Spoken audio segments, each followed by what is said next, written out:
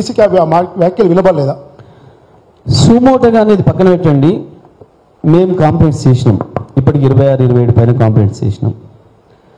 అందులో వాస్తవాన్ని చెప్పాలంటే ప్రతి వర్డ్ జేబులో కత్తెర ఉంది, పేగులు కత్తిరిస్తా అనే పదానికి కానీ, నీ కనుగుడ్లు బీకి గోళీలు ఆడుకుంటా అనే పదానికి కానీ, మానవ బొమ్మనైతా అనే పదానికి కానీ ఎన్నికలలో శాశ్వతంగా నిషేధం పెట్టవచ్చు ఈజీగా కనుక్కుంటే. అంత తీవ్రమైన పదాలు అవి.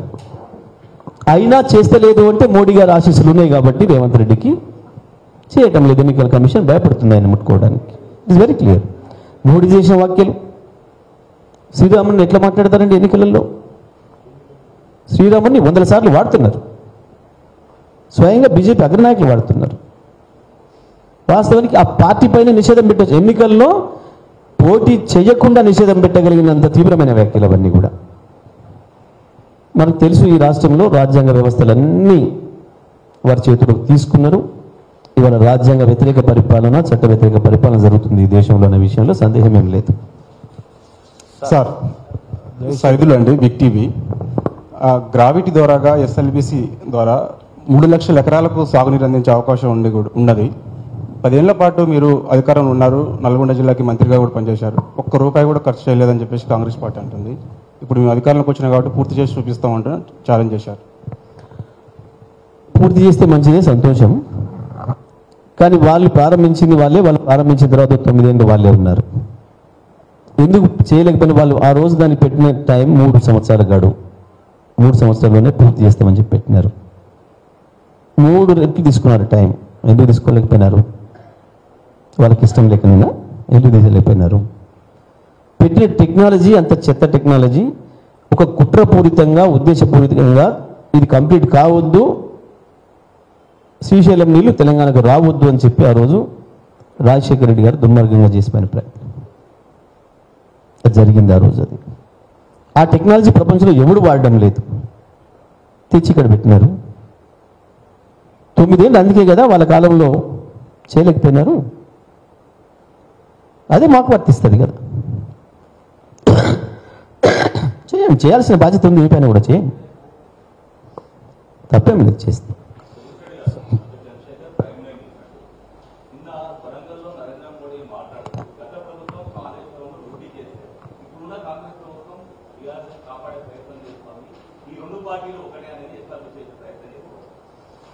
నీకు ఇక్కడ ఊకి పదే ఆ ప్రశ్న రాకుండా ఒకటే సమాధానం చెప్తానండి.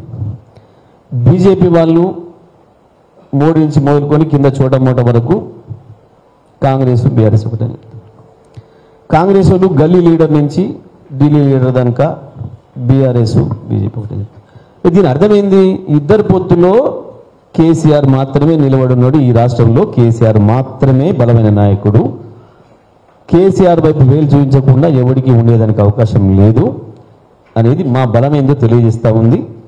వాళ్ళ బలం ఏదో తెలియజేస్తుంది. వాళ్ళ మాటల్లో ఉన్న అబద్ధం కూడా బయటపడుతుంది దాంట్లోనే. ఇంకో మాట కూడా మీకు గుర్తు చేసేస్తున్నా, మేము తెచ్చారు కాబట్టి మోడీ విషయం. మోడీ మాటలు ఎంత పేలవంగా ఉంటాయి, ప్రధానమంత్రి స్థాయి నుంచి కింది ఇది వచ్చి ఎట్లా మాట్లాడుతున్నాడు అనే మాటకు మీకు చెప్తా. ఆర్ ట్యాక్స్ 1000 మూటలు ఢిల్లీకి పోతున్నాయని మాట్లాడుతున్నాడు ప్రధానమంత్రి.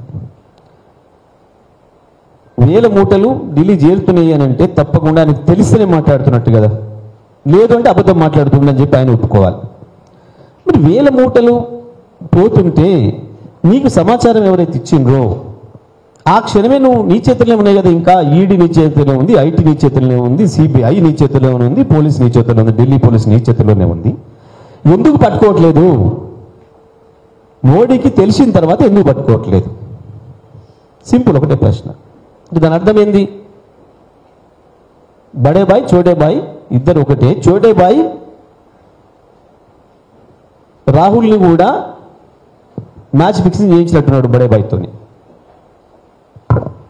రాహుల్కు బడే బాయ్కి చోటే బాయ్ మధ్యవర్తిత్వం చేస్తున్నట్టున్నాడు.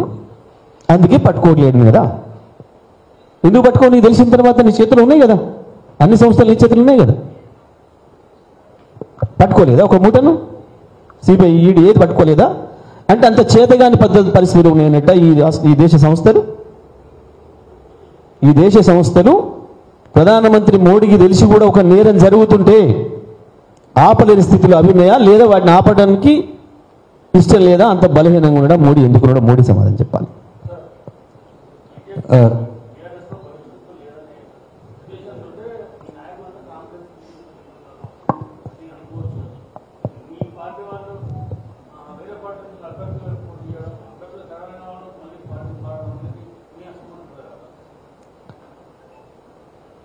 తప్పకుండా మీకు ఒక విషయం చెప్పాలి. చెదలు ఉంటుందండి, చెదలు ఏ చెట్టు పచ్చి ఉన్న చెట్టును పడుతుంది, ఇలాంటి ప్రయత్నం చేస్తుంది. ఇంకో దాంట్లో రసం